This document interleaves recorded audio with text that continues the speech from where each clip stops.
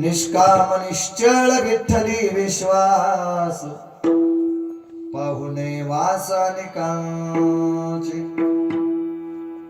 तुका म्हणे ऐसा कोणी उपेक्षिला तुका म्हणे ऐसा कोणी उपेक्षिला नाही ऐकला ऐसा कोणी निष्काम निश्चळ विठ्ठली विश्वास पाहुणे वासनिकांचे यंत प्रविश्य मम वाचमिमं प्रसुप्ता संजीवयत्य किल शक्तिधर श्वधाम्ना अन्यांश हस्तचरण श्रवणत्वगाद्य प्राणान्नमो भगवते पुरुषाय तुभ्यं अतुलित बलधामं हेमशिलावदेहं द्रणुजवन कृशानं ज्ञानिनं अग्रगण्यं सकल गुण निधान वाणिरानामधीशो रघुपति प्रिय भक्तं मातजातं नमामि। नमो विठ्ठला राजया पांडुरंगा नमो रुक्मिणी माऊली ज्ञानगंगा नमो पुंडलिका नमो चंद्रभागा नमस्कार माझा रुक्मिणी पांडुरंगा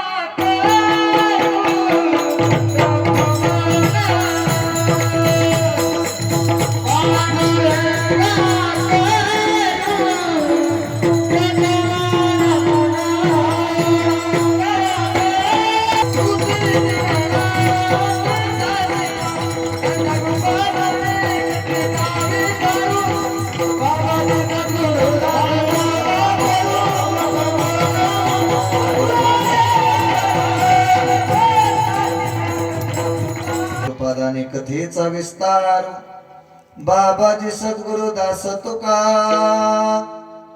जयांची केली स्मरण होय सकळ विद्येचे अधिकरण तेच बंधू श्री चरण श्री गुरूंचे ते नमस्कार आता अलंकापुरी रम्य सिंहासनस्थो पदांभोज तेजस प्रदेशम विदिंद्रादिदेवै सदास्तु यमान समाधिस्थ मूर्तिं भजे ज्ञानदेवम् आता अभिनव वाग्विलासिनी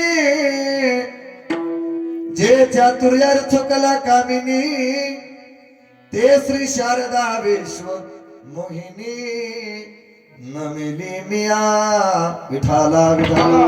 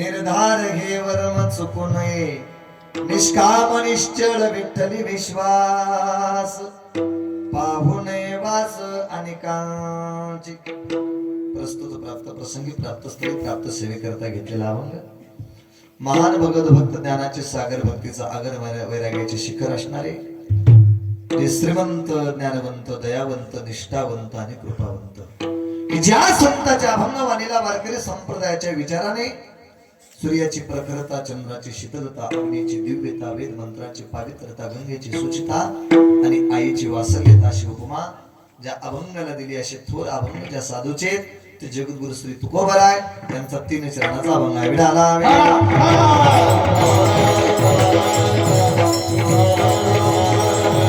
अभंग निर्माण तुकोपनिषद मुक्त कैवल्य तेजोरी वैराग्य द्वारा रसिकत्व प्राप्त भगवान जगद्गुरु श्री तुकोबराय यांचा 3 चरणाचा अभंग आपण सेवेसाठी निवडलेला आहे. अभंगामध्ये जगद्गुरु तुकाराम महाराज भगवत भक्ताच्या अंतःकरणातली निष्ठा भाव हा त्याचा कसा स्वधर्म आहे याचं वर्णन करणार आहे. विठाला विठाला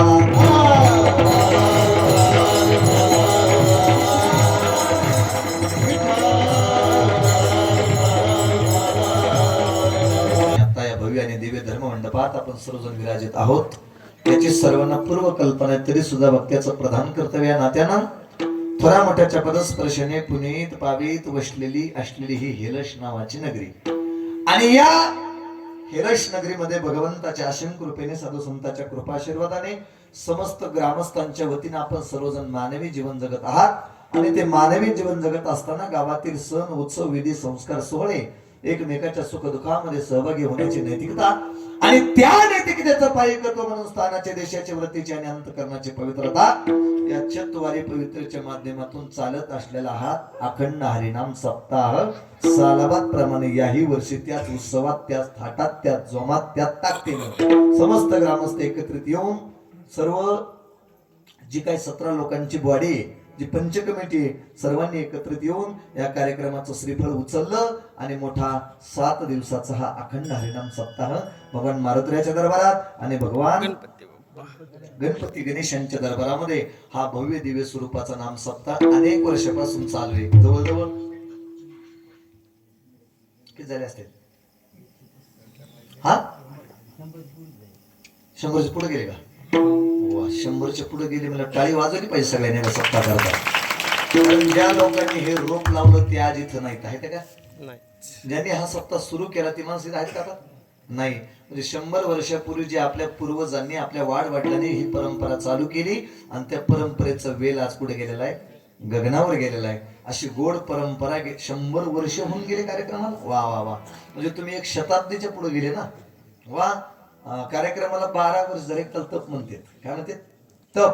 25 झाले की त्याला रुपयाचं महत्व येतं म्हणून त्याला रुपये महोत्सव. 50 झाले की कार्यक्रमाला सोन्याचं रूप येतं म्हणून त्याला सुवर्ण महोत्सव. 75 झाले की त्याला अमृताचं रूप येतं म्हणून अमृत महोत्सव. आणि 100 झाले की त्याला शताब्दी म्हणजे 100 वर्षाची शताब्दी तुम्ही पार केली. आणि आता 100च्या पुढे किती सुरू आहे? मेळच नाही म्हणा काय.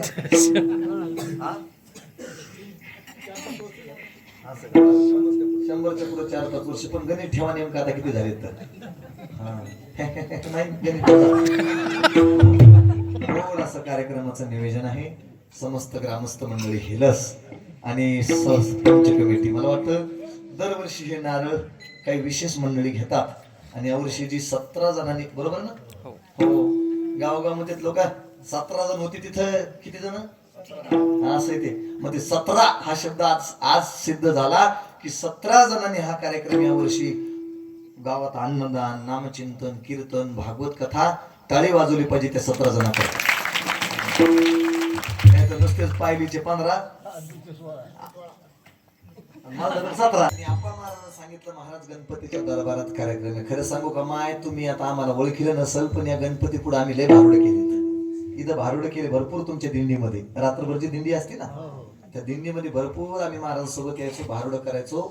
आणि हे काय गाव आमच्या करता नवीन नाही. मला ते आता 2 वर्षापूर्वी आलो होतो मी कीर्तनाला. हा साहेबांना माहिती आहे का? हा आता काय काय ओळखीने कायला नाही ओळखायचं जाऊ द्या पण गोड नियोजन आहे बरं का. आज 5वा दिवस आहे ना. हो सर्वांना धन्यवाद. आणि काय नियोजन आहे आणि काय कार्यक्रमाची भव्यता दिव्यता याच्यात असते की आता ही जी तुम्ही बसलेत ना ही अगदी उत्तम बसले. म्हणजे काय काही जागा जेवढी तेवढीच पब्लिक हे विशेष आहे. सुंदर नियोजन आहे. आज 5वा दिवस आहे. साथीला सर्व आमची सर्व गुरुबंधू मंडळी उपस्थित आहेत. या बाबाचं नाव येईल म्हणायचं का? विशाल अण्णा आहे का नाही? पहिला शब्द आहे निष्ठा. कोणता शब्द आहे? निष्ठा.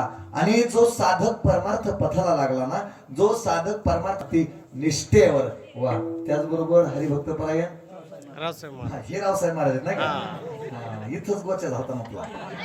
बाबा बसा ना, नाही तिथं साऊंडचा आवाज तुमच्या कानाला त्याला ऐकून येईल. विठाला विठाला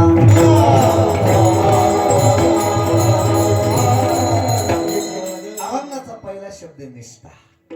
परमार्थ पथावर चालणाऱ्या साधकाच्या अंतःकरणामध्ये निष्ठा असणं अत्यंत महत्वाचं आहे. आणि संसारामध्ये लागते त्याला प्रतिष्ठा म्हणतात. संसारात काय पाहिजे? प्रतिष्ठा. आणि परमार्थामध्ये निष्ठा. पण उलट झाले, परमार्थामध्ये संसारात आपण निष्ठा ठेवा लागलो आणि परमार्थ आपला निष्ठेचा नाही राहिला. परमार्थ आपला निष्ठा निष्ठीचा झाला. कसं झालाय परमार्थ? निष्ठा निष्ठी हा परमार्थाचे आपण ओ घायला लागलेलो आहोत. पण तसं नाहीये. महाराज म्हणे संसार करायचा प्रतिष्ठेनं आणि परमार्थ करायचा निष्ठेनं.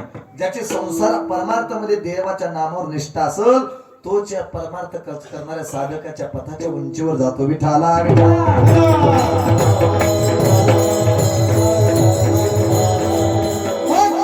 साधकाने निष्ठा कोणावर ठेवली पाहिजे? एक पहिलं उदाहरण सांगितलं, साधकाने निष्ठा ठेवली पाहिजे देवाच्या नामावर.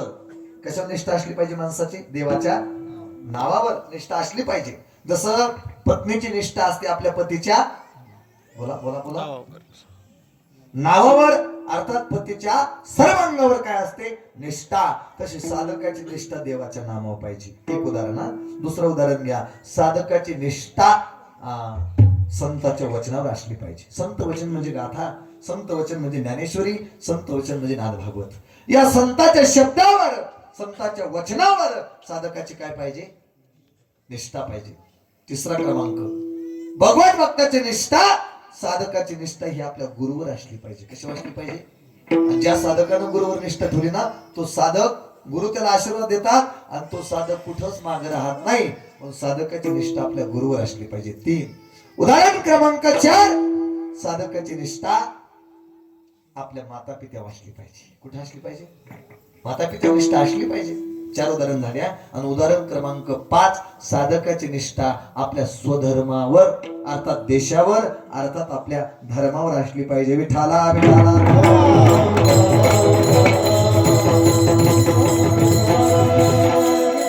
आता 5 उदाहरण मी तुम्हाला सांगणार आणि कीर्तनाला पूर्णविराम करणार. उदाहरण लक्षात राहिले तुमच्या? परत एकदा सांगतो. साधकाची निष्ठा देवाच्या नामावर, साधकाची निष्ठा साधूच्या वचनावर, साधकाची निष्ठा आपल्या गुरुवर, साधकाची निष्ठा माता पित्यावर आणि साधकाची निष्ठा आपल्या धर्मावर. किती मुद्दे झाले? 5. हे 5 मुद्दे आपण नीट ऐकायचे आणि कीर्तनाला पूर्णविराम द्यायचा. मुद्दा क्रमांक 1, साधकाची निष्ठा देवाच्या नामावर असली पाहिजे. किती असली पाहिजे बरं? इतकी असली पाहिजे, इतकी असली पाहिजे की देवाचं नाम घेत असताना देह पडला तरी चालल. देहाचा बोध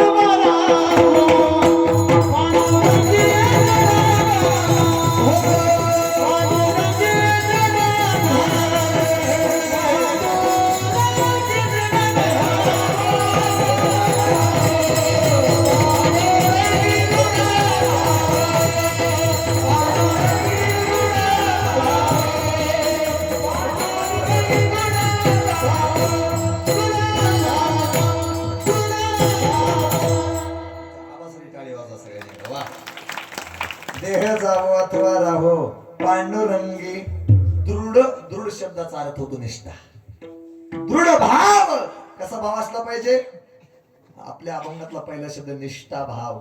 दृढ भाव म्हणजे निष्ठा असली पाहिजे देवाच्या नामावर. किती बरं? देवाच्या नामावर निष्ठा ठेवून जर भजन केलं तर परिणाम तुकोबराच्या जीवनातला सांगतो. तुकोबराय हे फार मोठी साधू होते. सर्वांना काही वेगळं सांगायची गरज नाही. ते कीर्तन करत होते हे सगळ्यांना माहिती. कुठं करायचे कीर्तन? ते देऊच्या जवळपासच्या खेड्यात. कारण त्याच्याकडे आमच्यासारखी गाडी नव्हती. पाकिट घेत नव्हते, नारळ घेत नाही, बुका सुद्धा. मग तुकोबरे देऊच्या परिसरामध्ये कीर्तन करायचे आणि काय झालं माहितीये का, तुकोबराय कीर्तन करत असताना या महाराष्ट्राचे राजे छत्रपती शिवाजी महाराज जेव्हा जेव्हा वेळ भेटेल का तेव्हा तेव्हा तुकोबरायच्या कीर्तनात येऊन बसायचे. कोण? शिवाजी महाराज, या हिंदवी स्वराज्याचे संस्थापक, हिंदू हृदय सम्राट छत्रपती शिवाजी महाराज ज्या ज्या वेळेला वेळ भेटल त्या त्या वेळेला तुकोबरायचं कीर्तन ऐकायचे. ऐकत होते ना? हा, राजे होते बरं. राजे कोण होते? मग लक्षात घेतलं पाहिजे, तेव्हाचे राजे कीर्तन ऐकत होते. आत्ताचे राजे काय करतात? आत्ताच्या राजाने सुद्धा कीर्तन ऐकलं पाहिजे. ते राजे कीर्तन ऐकत होते. एक दिवस तुकोबरायचं कीर्तन ऐकलं, कारण ते तुकोबरायचे शिष्यच होते. कसे झाले शिष्य सांगतो. कीर्तन ऐकू लागले, कीर्तन संपलं, तुकोबरायचं दर्शन घेतलं राजांनी, घोड्यावर बसले आणि राजगडाकडे निघाले. निष्ठा सांगतोय. काय सांगतोय? निघाले राजगडाकडं. जात असताना देहूतून चालले होते छत्रपती राजे, आणि जात असताना सहज लक्ष गेलं तुकोबरायच्या घराकडं. कोणाचं? महाराजांचं, छत्रपतींचं. तुकोबरायच्या घराकडे लक्ष गेलं तर काय अवस्था आहे त्या घराची.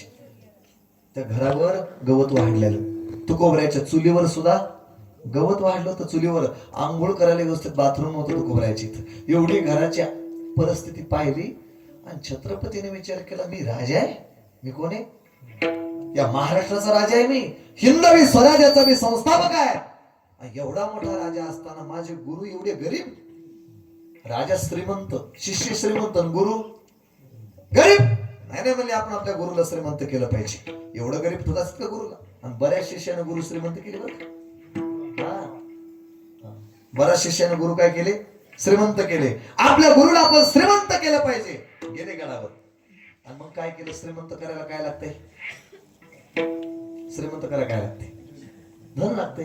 राजाने काय केले? हिरे माणिक मोत्याचे गठुडे घेतले आणि ते गठुडे घोड्यावर बसले आणि घोड्यावर टेकले आणि 2 शिपायाला सांगितलं, जा देहूमध्ये जा, तुकोबराय असतील तिथं तिथं नेऊन त्या काय धन. आता ते शिष्यच होते. सेवके सांगितले करावे ते काम. ते सेवकानं ते धन आणलं देहूमध्ये. देहूत आणल्याच्या नंतर पुढे ऐका ना, माय विचारलं, अहो हे देऊच गाव ना? म्हणजे हो. तुकोबरायचं घर कुठे येतं? कुठे तुकोबरायचं घर? लोकांनी घड्याळ पाहिलं. म्हणले आता तर 9:30च्या पुढे आकडा गेला, 9:45 कर चाललाय. आता तुकाराम महाराज तुम्हाला घरी भेटणार नाही. म्हणजे पुढे मग आता म्हणजे महाराज कुठं असतील? भंडाऱ्याला. संध्याकाळी 10 वाजता भंडारे महाराज.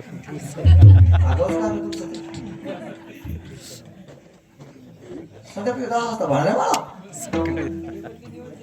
हा, रात्री 10 वाजता तुकोबराय कुठे असतील? देवळात. देवळात कुठे असतील?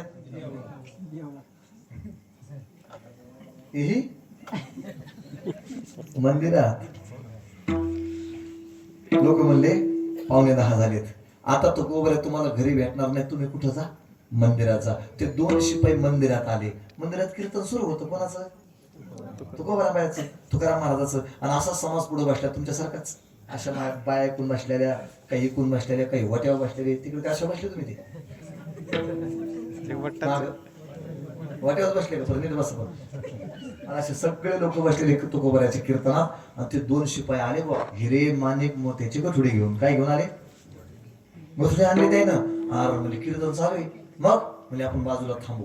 आपण जर मध्ये गेलो तर कीर्तन असं काय होईल? विक्षेप होईल, डिस्टर्ब होईल, कीर्तन मन पडल. मग आपण कीर्तन होईपर्यंत काय करू? जरा बाजूला उभं राहू. कारण कीर्तनात डिस्टर्ब करत नसतात, कीर्तनात विक्षेप करत नसतात. हे त्या टायमाच्या शिपायाला कळत होतं. कोणाला कळत होतं? त्यावेळेच्या शिपायाला कळत होतं. आता ते शिपाई कीर्तन बंद करायला लागत महाराज लोकांचं. बरोबर आहे की नाही? 10 तास झाला की चला भोंगी बंद करा. मला की नाही असं? हा, ऐका.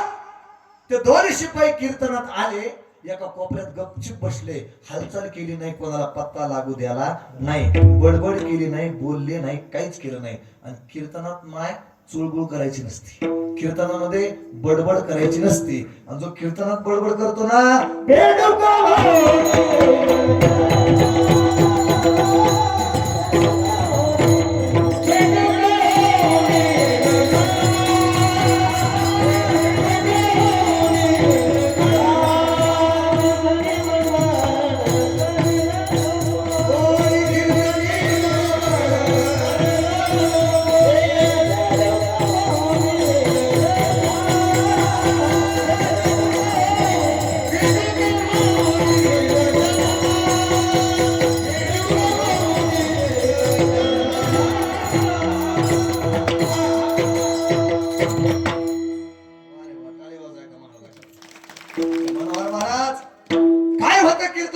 केलं माय म्हणजे कीर्तनात जो बडबड करतो बेंडूक होणे येईन जन्मा.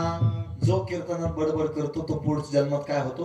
बेंडूक होतो. वायली बाई बोलली तर वायली बेंडकी होती, आणि जाड बाई बोलली तर टपूची टपू बेंडकी होती.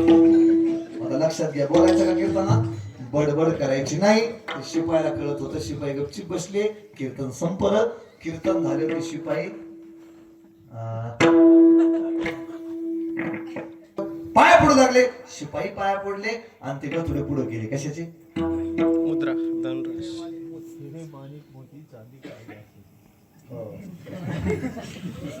हिरे माणिक मोत्याचे गठुडे काय केले? असे पुढे केले. महाराज घ्या, आमच्या राजाने दिले, छत्रपतीने दिले, घ्या. तो कोबराने त्या धनाकडे पाहिले, हात जोडले. काय म्हणले तुकाराम महाराज?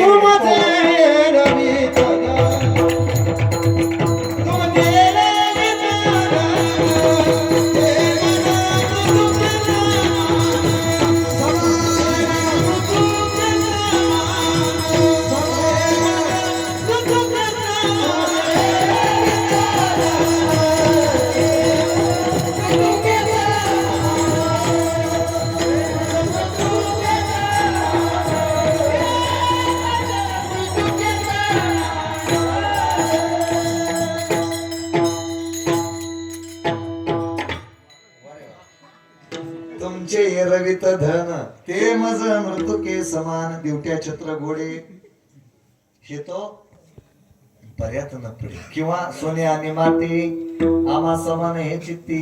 उचला म्हणले मला याची गरज नाही, मी काय याच्यासाठी भजन करतो काय, मी यासाठी कीर्तन करतो काय, असं तुकाराम महाराज म्हणले. मी नाही उचला.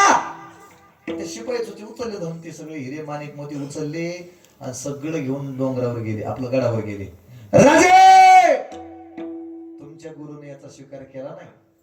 तो गोबऱ्याने हे धन काय घेतलं? छत्रपती म्हणले तुम्ही दिला कुठे गेलो? म्हणजे मंदिरात. कीर्तन संपलं, लोक पाया पडू लागले आणि आम्ही महाराजाला देऊ लागलो. महाराजांनी काय घेतलं? अरे छत्रपती म्हणजे बरेच बरेच महाराज लोक घेत नाहीत, काय का नाही? मग ते रूम मध्ये गेला द्यावं लागते काय? टाकीत नाही पाकिट. म्हणजे लोक देखत घेत नाहीत, मग पुढे गेला द्यावं लागते. छत्रपती म्हणले अरे तुम्ही लोकांचं देखत देत असता, लोक देखत काही महाराज लोक घेत नाहीत, आपण एकांतात देऊन पाहू. आता तुकाराम महाराज एकांतात कुठे असते? आता बघा आता कुठे असते एकांतात तुकाराम महाराज? कोण म्हणून समजला गेला?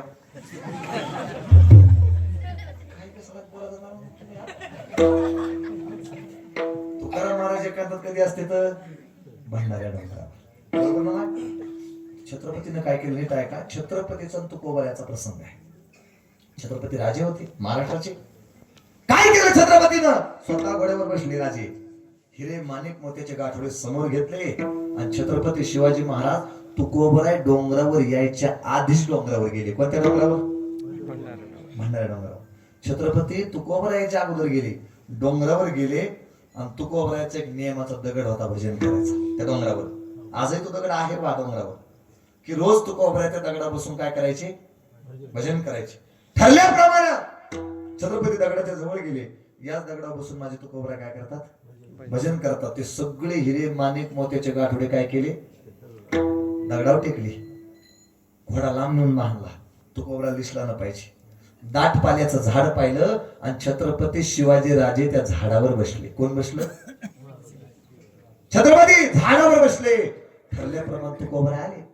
विठ्ठल माझा माझा माझा माझा माझा विठ्ठल माझा मी विठ्ठलाचा भजन करत करत तुकाराम महाराज डोंगरावर आले. पाहतात 15 वर्षापासून तुकाराम महाराज दगडा बसून भजन करत होते ना, त्या दगडाच्या जवळ आले. काय होतं दगडावर? हिरे माणिक मोती होते. पाहिलं तुकोबराने, अरे रे म्हणजे कालच दिसले, रात्री मंदिरात आलता तेच इथं कस काय दादा म्हणले टेकला असेल कोणी. दुसऱ्या दगडावर बसले, भजन सुरू केलं. त्याच्याकडे पाहिलं सुद्धा. छत्रपती म्हणले असा कसा महाराज? पाहिलं सुद्धा कशा? त्याच्याकडे कोणाकडे? मोतीकर असं. पाहिलं नाही त्याच्याकडे. दगडावर बसले दुसऱ्या, भजन सुरू झालं. झाडावर कोण पाहत होतं? शिवाजी महाराज. चमत्कार आज झाला बाबा. 10 मिनिट झाले भजन सुरू होऊन. तो दगडच लागला बोलायला. कोणता दगड? ज्या दगडावर बसून तुकोबाराय 15 वर्षापासून भजन करत होते का, तो दगड बोलू लागला. वाचा फोडली दगडाला. इथं बसलेली माणसं म्हणतील काही सांगत नका कीर्तना तुम्ही महाराज. दगड कुठं बोलत असतो का? दगड बोलतोय? दगड बोलतो का? इथं तर माझ्या माणसं बोलतच. दगड बोलतोय महाराज. तुकोबऱ्याला दगड बोलल यात नवल काय? तुकोबऱ्याला दगड बोलल यात काय नवल आहे? महाराज म्हणजे तुकोबऱ्या दगडाचं दूध काढीत होते. येले स्वरात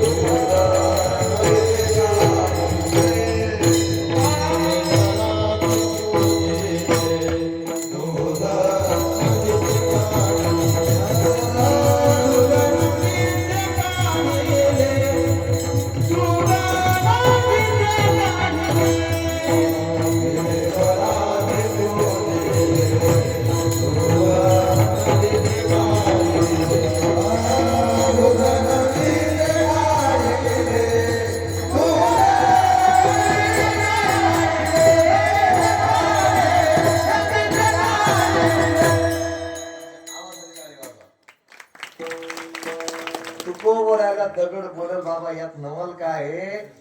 देहू मध्ये येलेश्वर नावाचा महादेव आहे. आणि महादेवा पुढचा नंदी कशाचा असतोय?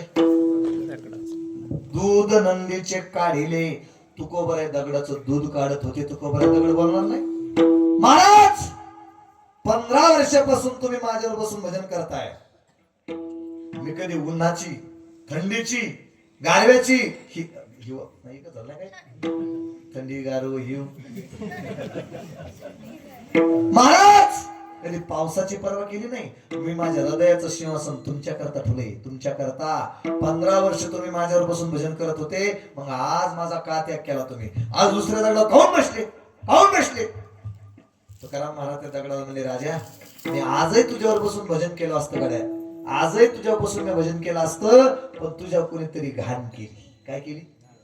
शी केली. शी कळती ना? शी. तुझ्या कोणीतरी काय केली? हा? शी नाही. दात पाडायची नाही म्हणून शी. शी केली तुझ्यावर. काय केली कोणीतरी? तू दगड म्हणला मी तर अपवित्र झालो. मग म्हणजे हो, पवित्रता निघून गेली तुझी. 15 वर्ष तुझ्यावर बसून भजन केलं आणि आज तुझ्या कोणीतरी घाण केली. दगड म्हणला मी पवित्र कशाने होईल? म्हणजे जा इंद्रायणीची आंघोळ करून ये. कशाची आंघोळ करून ये? इंद्रायणीची आंघोळ केलं माणूस काय होतो? पवित्र होतो. दगड इंद्रायणीत गेला, आंघोळ केली, परत दगड तिथं आला. महाराज पवित्र होऊन आलोय, आंघोळ केली, करा भजन, बसा माझ्यावर. परत तुकाराम महाराज उठले, त्या दगडावर बसले, भजन सुरू झालं. झाडावर कोण पाहतो? सगळं बोला, कोण पाहतो झाडावर? शिवाजी महाराज म्हणले, अरे बापरे, या महाराजाला दगड बोलतोय. कोण बोलतो? दगड. या साधूला दगड. दाम दिशी झाडामुळे खाली मारली, पायत धरले. महाराज कुठून आला अधिकार? ही ताकद कुठून आली? हा महिमा कुठून आला? एवढा अधिकार कुठून आला? तुम्हाला दगड बोलला महाराज? दगड तुम्हाला बोलतो दगड? तुकाराम महाराज म्हणले, दगड मला बोलतो, यात काय ना बरे? वेदाचा तो अर्थ, आमासीचा ठावा, दगड बोलतो, यात काय ना बरे? याच्यात वेद काय म्हणतो हे माझं सर्व सांगतो मी. वेदाचा अर्थ मलाच माहिती आहे, मीच सांगू शकतो वेदाचा अर्थ. दगड बोलल्यात काय नवले? पण तरी सांगा महाराज, आतापर्यंत इतिहास नाही दगड कधी बोललेला, आणि तुम्हाला दगड कसं काय बोलला? छत्रपती म्हणले, आपलं तुकाराम महाराज म्हणले, छत्रपती मला विचारण्यापेक्षा दगडाला विचारा. तो दगड मला काऊन बोलाय? कोणाला विचारा? दगडाच जवळ गेले. काय दगडा का बोललास तू? तू कोबऱ्याला बोलला, महाराजांना बोलला, कस काय बोलला? कस काय बोलला? दगड बोलला, कस काय बोलला? तो दगड मला, राजे खरं सांगू का, मी बोललो नसतो म्हटला, आणि मला कधी वाचावी येत नाही, मला काय तोंड नाही, पण बोललो कस काय माहितीये का? माझ्यावर बसून 15 वर्ष तुकाराम महाराजांनी देवाचं नाम घेतलंय निष्ठेनं.